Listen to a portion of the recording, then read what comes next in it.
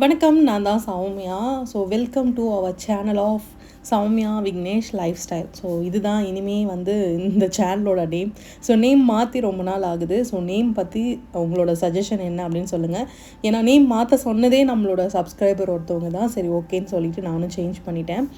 இந்த மாதிரி சின்ன சின்ன சேஞ்சஸ் இருக்குல்ல, அதுதான் பெரிய சேஞ்சாக நம்ம லைஃப்பில் கொண்டு போய் விடும். நான் என்னோடய லைஃப்பில் சின்ன சின்ன சேஞ்சஸாக எதெல்லாம் மாற்றி எதெல்லாம் என்னோடய பாசிட்டிவான விஷயங்களுக்கு யூஸ் பண்ணன்றதை உங்ககிட்ட இன்றைக்கி நான் ஃபியூ செகண்ட்ஸ் ஷேர் பண்ணிக்கிறேன். காலையில் சீக்கிரமாக எழுந்தது எப்பயுமே தான் நார்மலாக வச்சுட்டு இருந்தேன். அதை நான் வந்து என்னோடய வெயிட்டுக்காக, வெயிட்டை குறைக்கணுன்னா கண்டிப்பாக காலைல எழுந்தணும். அந்த ஒரு மைண்ட் செட்லேயே வந்து வச்சுருந்தேன். ஆனால் அதுக்கப்புறமா அந்த டைம் வந்து பார்த்திங்கன்னா அவ்வளோ பீஸ்ஃபுல்லாக இருக்கும். எந்த ஒரு சவுண்டும் இருக்காது, வண்டி எதுவுமே போகாது, காற்று நல்லா சில்லுன்னு இருக்கும். இந்த மாதிரி விஷயங்கள் எல்லாமே அந்த டைமில் நமக்கு சூப்பராக இருக்கும். அதே மாதிரி அந்த டைமில் எல்லோரும் தூங்கிட்டு இருப்பாங்க. நம்ம வந்து அந்த டைம் நமக்கு என்ன வேணுமோ யோசித்தோம் அப்படின்னா அது கிடைக்கும். அது கிடைக்கிறதுக்கு என்ன வழின்னு உங்களுக்கு ஒரு தாட் வரும். அதுதான். நான் வந்து சீக்கிரமாக எழுந்துட்டேன், அதனால் நான் வந்து எனக்கு வேண்டியதெல்லாமே கிடச்சிருமான்னு கேட்டால் அப்படி கிடையாது. அந்த டைம் நீங்கள் நிறைய யோசிக்கலாம், நல்லா பீஸ்ஃபுல்லாக இருக்கலாம். அந்த மாதிரி அந்த டைமை நீங்கள் யூஸ் பண்ணிக்கலாம். யூனிவர்ஸ் எப்பயுமே வந்து நம்ம என்ன நினைக்கிறோமோ, என்ன கேட்குறோமோ அதை தான் கொடுக்கும். அதே மாதிரி நம்ம எதை நோக்கி போகிறோமோ அதை வந்து நம்மக்கிட்ட வந்து அது கொடுத்துட்டே இருக்கும், புஷ் பண்ணிகிட்டே இருக்கும். எப்போ ஒன்றை நீ லவ் பண்ணி உனக்காக நீ ஒரு விஷயம் ஸ்டெப் எடுத்து வைக்கிறியோ அப்போ தான் அதெல்லாம் நடக்கும். நான் அதையும் சொல்லிடுறேன். யாரோ ஒருத்தவங்களுக்காக நான் வந்து இப்படி இருக்கணும் அப்படின்றத தாண்டி உனக்காக நீ இதெல்லாம் பண்ணணும். எத்தனை பேர் வந்து கண்ணாடி முன்னாடி பேசுகிற பழக்கம் வச்சுருக்கீங்கன்னு எனக்கு தெரியவே இல்லை. முன்னாடி அதெல்லாம் எனக்கு அது ஒரு ஹேபிட்டாகவே இருந்தது. அது வந்து ஒரு நோய் அப்படின்னு சொல்லுவாங்க. அப்படிலாம் கிடையவே கிடையாது. உங்களுக்கு நீங்களே பேசிக்கிறீங்கன்னா அது ஒரு நல்ல ஒரு குட் ஹேபிட்டு. நீங்கள் கஷ்டப்பட்டாலும் சரி, நீங்கள் சந்தோஷமாக இருந்தாலும் சரி, உங்ககிட்ட ஃபர்ஸ்ட்டு ஷேர் பண்ணுங்கள். நான் இந்த மிஸ்டேக் பண்ணிட்டேன், இதுலேருந்து நான் எப்படி வரதுன்னு தெரியலன்னு நீங்கள் உங்களை பார்த்து கேளுங்க. உங்கள் மைண்ட் அதுக்கான பதிலை சொல்லும். சரி, நீ இதெல்லாம் பண்ணியிருக்கியா, நீ இதெல்லாம் பண்ணு அப்படின்ட்டு. அந்த மாதிரி தான் நான் வந்து சில பேரை விட்டு அவாய்ட் பண்ணணும் அப்படின்ட்டு ஒரு விஷயம் பண்ண ஸ்டார்ட் பண்ணது வந்து ஒரு தப்பாக வந்து போய் முடிஞ்சதை தாண்டி உனக்காக நீ என்ன பண்ணிட்டு அப்படின்ற ஒரு கொஷின் வரும்போது தான் நம்ம வந்து நம்மளே ரியலைஸ் பண்ண ஸ்டார்ட் பண்ணுவோம். எத்தனை பேர் உங்களுக்காக ஃபர்ஸ்ட்டு நீங்கள் உங்கள் டைமை ஸ்பெண்ட் பண்ணுறீங்கன்னு எனக்கு தெரியவே இல்லை. ஒரு நாள் உங்களுக்காக ஒரு டைமை ஸ்பெண்ட் பண்ணி பாருங்கள். அந்த டேவே செம்ம ஹாப்பியாக இருப்பீங்க. நம்ம ஹாப்பியாக இருந்தோம்னா நம்மளை சுற்றி இருக்க எல்லாருமே ஹாப்பியாக இருப்பாங்க. அதை மட்டும் ஞாபகம் வச்சுக்கோங்க. இதுவும் வழக்கமான எப்பயும் போல் ஒரு ரொட்டீன் விலாக் தான். காலையில் எப்பயுமே ஒரு ஹெல்த்தியாக ஸ்டார்ட் பண்ணிடுவேன். எப்படியாச்சும் அதை வந்து அந்த வேலை எல்லாத்தையுமே முடிச்சுட்டு ஒரு 11 o'clock என்னோடய டே வந்து ஸ்டார்ட் ஆகிடும். ஃபர்ஸ்ட் மீல் எப்பயுமே வந்து லைட் வெயிட்டாக எடுக்கிறேன் அப்படின்னு வச்சுக்கோங்களேன். இது பார்த்திங்கன்னா அரௌண்ட் ஒரு 300 calories வந்துடும். இது பார்க்க தான் ரொம்ப கம்மியான குவான்டிட்டி இருக்கிற மாதிரி இருக்கும். இது ஹெல்தி தான், ஆனால் கலோரிஸும் கரெக்டாக இருக்கணும். அதை தாண்டி போச்சு அப்படின்னா தான் ரொம்ப கஷ்டமாக இருக்கும். இதை சாப்பிட்டு முடிச்சுட்டு மதியம் லஞ்ச் வந்து ப்ரிப்பேர் பண்ண ஸ்டார்ட் பண்ணிட்டேன். இன்றைக்கி வந்து சிக்கன் எடுத்துகிட்டு வந்திருந்தேன். அதனால் சிக்கன் கிரேவி பண்ணிவிட்டு எக் ஒயிட், எனக்கு தனியாக வந்து மில்லட்டில் ரைஸ் செஞ்சுக்க போகிறேன். நிறைய பேர் வந்து கேட்குற கொஷின் என்னென்னா, ரைஸ் தானேக்கா, ரெண்டுமே ஒரே கலோரிஸ் தானே, ஏன் வந்து அதே எடுத்துக்கக்கூடாது அப்படின்ட்டு. மில்லட் ரைஸ் கொஞ்சம் சாப்பிட்ட உடனே உங்களுக்கு வயிறு செம்ம ஃபில்லிங் ஆகிடும், அதுக்கு மேலே சாப்பிட முடியாது. ஆனால் ரைஸ் அப்படி கிடையவே கிடையாது. நீங்கள் 2 தட்டு சாப்பிட்டாலும் அது மாதிரி உள்ளே போயிட்டே இருக்கும். எனக்கு அது அப்படி தான் இருக்கும். அதனால் நான் வந்து எனக்கு தேவையான மில்லட் ரைஸை தனியாக வச்சுப்பேன். அது பண்ணுறது ரொம்ப ரொம்ப சிம்பிள். என்னோடய உள்ளங்கையில் நான் 2 தடவை எடுத்துக்கிட்டேங்க. அதுவே எனக்கு போதும். அதுவே நல்ல ஒரு பெரிய கப் அளவுக்கு வரும் அப்படின்றதுனால இதை 5 to 6 times நல்லா வாஷ் பண்ணிவிட்டு ஒரு அரை மணி நேரம் தனியாக வச்சுருவேன். என்னோடய லஞ்ச் வேலை எல்லாத்தையும் முடிச்சுட்டு கடைசியாக இதை எடுத்து அடுப்பில் வச்சோம் அப்படின்னா 10 நிமிஷத்தில் இந்த ரைஸ் எனக்கு ரெடி ஆகிடும். அதனால் அது ஒரு பக்கம் சைடில் எடுத்து வச்சுட்டேன். அப்படியே நான் வந்து சிக்கன் குழம்பு பண்ண போகிறேன். அப்பா நான் எங்கள் 2 பேருக்கு மட்டும்ன்றதுனால அப்பாவுக்கு தனியாக ரைஸ் வச்சுட்டு எனக்கு மட்டும் தனியாக ஒரு ரைஸ் வச்சுக்கிட்டேன். எப்பயுமே எனக்காக ஒரு டைமை நான் ஸ்பெண்ட் பண்ணணுமா அப்படின்னு நீங்கள் யோசிக்கிறீங்கன்னா ரொம்ப ரொம்ப தப்பு. உங்களுக்காக நீங்கள் டைம் ஸ்பெண்ட் பண்ணாமல் யார் ஸ்பெண்ட் பண்ணுவா அந்த கொஷினையும் நீங்கள் வச்சுக்கோங்க. ஏன் சொல்கிறேன்னா, நம்மளை வந்து டக்குன்னு குறை சொல்கிறதுக்கு 1000 பேர் இருப்பாங்க. ஆனால் நீ வந்து ஹெல்த்தியாக இருக்கணும், நீ சாப்பிட்ணும், நீ ஹாப்பியாக இருக்கணும் அப்படின்னு சொல்கிறதுக்கு ஒரு சில 2 பேர் தான் இருப்பாங்க. அதனால் உங்களை நீங்கள் ஃபஸ்ட்டு பார்த்துக்கோங்க.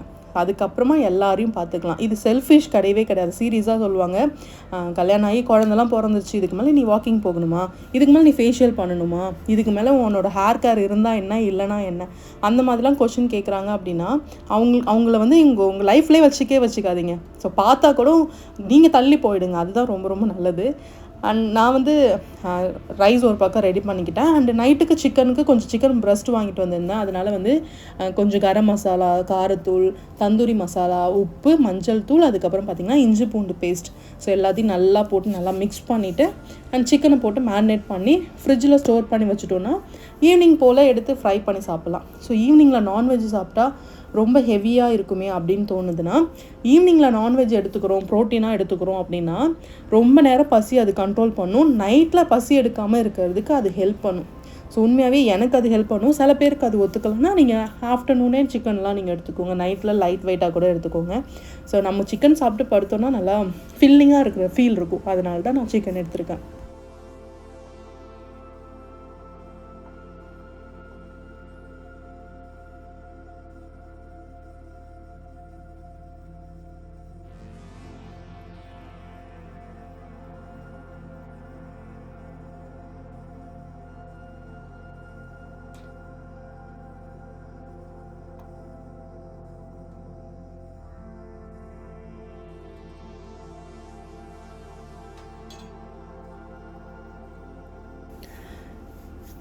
மசாலா நல்லா ஃபுல்லாக எல்லா இடத்துலையும் படுற மாதிரி வச்சுட்டு ஒரு 1 or 2 hours நீங்கள் வந்து ஃப்ரிட்ஜில் ஸ்டோர் பண்ணிவிட்டு அதுக்கப்புறம் எடுத்து குக் பண்ணிங்கன்னா செம்ம டேஸ்ட்டாக இருக்கும்.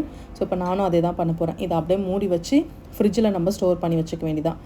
ஒர்க்கிங்லாம் போகிறவங்களா இருந்தீங்க அப்படின்னா நைட்டே இதெல்லாம் ப்ரிப்பேர் பண்ணி ஃப்ரிட்ஜில் ஸ்டோர் பண்ணிவிட்டு காலையில் எடுத்து குக் பண்ணி நீங்கள் வந்து சமைச்சிக்கலாம். ஏன் சொல்கிறேன்னா, இப்போ குக் பண்ணி வச்சுட்டு எடுத்து தான் ரீஹீட் பண்ணக்கூடாது. இந்த மாதிரி மேரினேஷன் பண்ணி வச்சுட்டு அதுக்கப்புறமா நீங்கள் வந்து குக் பண்ணி எடுத்துக்கலாம். ஸோ டேஸ்ட்டும் நல்லாயிருக்கும். அண்ட் நான் போட்ட மில்லட் ரைஸ் வந்து நல்லா குக் ஆகிடுச்சு.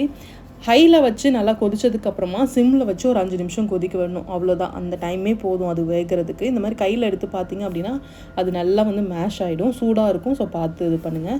ஸோ அப்புறம் இந்த மாதிரி ஜூஸ் வடிகட்டியில் நான் வந்து அப்படியே அதை ஊற்றி வடிகட்டி வச்சுடுவேன். ஒரு 5 நிமிஷத்து அப்படியே விட்டோம் அப்படின்னா நல்லா வந்து செட் ஆகிடும். இது வந்து அப்படியே ரைஸ் மாதிரி தான் இருக்கும், டேஸ்ட்லாம் அதே மாதிரி தான் இருக்கும். ஆனால் குவான்டிட்டி வைஸ் பார்த்திங்க அப்படின்னா கொஞ்சம் சாப்பிட்டாலே வயிறு செம்ம ஃபில்லிங்காக இருக்கும். அதனால் கண்டிப்பாக வீக்லி 2 தடவை ட்ரை பண்ணி பாருங்கள். ஃபில்லிங்காக இருக்கிறதுக்கு இது சூப்பராக ஹெல்ப் பண்ணும். அண்ட் ஒரு பக்கம் நான் கிரேவியும் ரெடி பண்ணிட்டேன், சிக்கன் குழம்பும் ரெடி பண்ணிட்டேன். அதுவும் 2 விசில் வந்துருச்சு. ஸோ அதை ரெடி பண்ணி முடிச்சிட்டோம் அப்படின்னா சமையல் வேலையே முடிஞ்சிருச்சு. எக்கு போட்டு வச்சுருக்கேன். அண்டு கூட வந்து ஆனியனை ரவுண்டாக கட் பண்ணி அதில் கொஞ்சமாக சால்ட், கொஞ்சமாக காரத்தூள், அதுக்கப்புறம் கொஞ்சமாக லெமன் ஜூஸ் போட்டு நீங்கள் மிக்ஸ் பண்ணி வச்சிட்டிங்கன்னா டேஸ்ட் சூப்பராக இருக்கும். நான்வெஜ்ஜுக்கெலாம் அது சூப்பராக இருக்கும். நான் வடித்த சாதம் இந்த 1 கப் அளவுக்கு தான். ஸோ என்னோடய விரலில் வந்து பார்த்திங்கன்னா 2 இன்ச் அளவுக்கு ஆழமும் நல்லா அந்த விரல் நீட்டுக்கு வந்து அகலமும் இருந்தது. ஏன்னா எல்லோரும் 1 கப்புனா எப்படி, எந்த கப்பு அப்படின்னு நிறைய பேர் கேட்டுகிட்டே இருக்கீங்க. அதனால தான் நான் வந்து 2 அடி ஆழமும் என் ஆள்காட்டி விரல் நீட் அளவுக்கும் அகலமும் இருந்துச்சு. இதுக்கப்புறம் எனக்கு மெஷர்மெண்ட் தெரியல. நான் ஆல்ரெடி வந்து ஸ்கேல் வச்சுலாம் அளந்து காட்டியிருக்கேன். ஸோ நார்மலாக பார்த்தா இப்படி தான். ஸோ அதை வந்து ரெடி பண்ணி வச்சுட்டேன். அண்ட் எக்கு வந்து 2 எக்கு, அதுக்கப்புறம் ரைஸும் வடித்து வச்சுட்டேன். அண்ட் கிரேவியும் ரெடி ஆகிடுச்சு. இதுக்கப்புறம் பார்த்திங்கன்னா அப்படியே சைடு பை சைடு வெசல்ஸும் வாஷ் பண்ணி வச்சுடுவேன். அது வச்சுட்டோன்னா நமக்கு எல்லா வேலையுமே முடிஞ்ச மாதிரி ஆகிடும். கொஞ்சம் நேரம் போய் உட்காந்து ரிலாக்ஸாக தண்ணி குடிச்சிட்டு அண்ட் அதுக்கப்புறம் லன்ச் டைம் வந்தோடனே நம்ம சாப்பிட வேண்டியதான். ஸோ நான் 1 கப்பு ரைஸ் எடுத்திருக்கேன். அது கூட சிக்கன் கறி, என்ன கறி வச்சணும் அதே தான் நான் எடுத்துக்கிட்டேன். ஸோ இது ரொம்ப ரொம்ப சிம்பிளான ஒரு கறி. 2 விசில் கொடுத்துட்டோம் அப்படின்னா சூப்பராக வெந்துடும். குக்கரில் எண்ணெய் விட்டு பட்டை, கிராம்பு அதெல்லாம் போட்டு ஒரு பச்சை மிளகா, 2 வெங்காயம், இஞ்சி பூண்டு பேஸ்ட், தக்காளி போட்டு நல்லா வதக்கிட்டு சிக்கன், அதுக்கப்புறம் உருளைக்கிழங்கு போட்டு கொஞ்சமாக தண்ணி விட்டு மஞ்சள் தூள், காரத்தூள் போட்டு உப்பு போட்டு கொதிக்க வைக்கணும். ஸோ கொஞ்சமாக தேங்காயில் 4 முந்திரி பயிறு வச்சு அரைச்சிட்டு அந்த அரைச்ச பேஸ்ட்டை போட்டு நல்லா மிக்ஸ் பண்ணிவிட்டு மூடி போட்டு 2 விசில் கொடுத்தீங்க அப்படின்னா இந்த சிக்கன் கிரேவி வந்து ரெடி ஆகிடும். நான் இன்றைக்கி எக்கு வந்து பார்த்திங்கன்னா 1 எக்கு முழுசாகவும் 1 எக்கு வந்து ஒயிட்டும் எடுத்துக்கிட்டேன். ஸோ அந்த எக்கு வந்து ரொம்ப உடஞ்சி போயிடுச்சு. அதனால் நான் அது வந்து காட்டல. ஆனால் 2 எக்கு எடுத்திருந்தேன். ஆனால் அது கூட நம்ம இந்த ஆனியன் ரிங் எடுத்திருந்தேன். ஸோ இதை சாப்பிட்டு முடிச்சுட்டு ஈவினிங் போல் கொஞ்சமாக வெளியே போகணும். கரும்பு ஜூஸ் குடிக்கணும் போல் இருந்தது. சரி ஓகேன்னு சொல்லிவிட்டு நாங்கள் அப்படியே கொஞ்சம் வெளியே போகணும். அந்த பாப்பா இல்லை, அதனால சரின்ட்டு எங்களுக்கான டைமில். ஸோ அதனால் நாங்கள் அப்படியே ஒரு ரவுண்ட் போகணும்.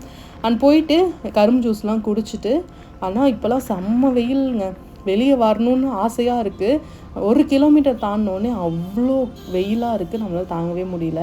அண்ட் இப்போ வந்து எலெக்ஷன் டைமில், ஸோ ஆல்ரெடி எலெக்ஷன் முடிஞ்சிருச்சு, நாங்கள் போனப்போ எலெக்ஷன் டைம்.